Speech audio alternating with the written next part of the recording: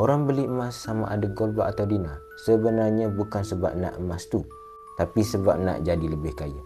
Jadi, kalau nak faham kenapa emas penting, tengok 5 manfaat ni. Manfaat yang pertama adalah elak kebocoran wang. Bila duit ditukar jadi emas, nafsu berbelanja berkurang. Simpanan lebih bertahan lama.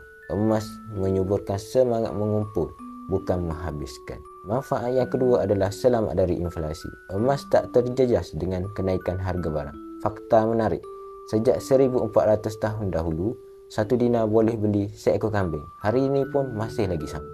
Manfaat yang ketiga adalah selamat dari bencana keuangan. Kalau ekonomi jatuh atau mata wang runtuh, emas tetap bertahan sebab nilainya ada pada berat dan ketulinannya, bukan pada janji kerajaan. Yang keempat adalah untung bila digunakan. Simpan emas bukan duit beku. Perlukan cash, pajak saja emas, dapat duit segera untuk rolling. Simpan di bank yang guna duit kita. Simpan emas, kita yang kontrol.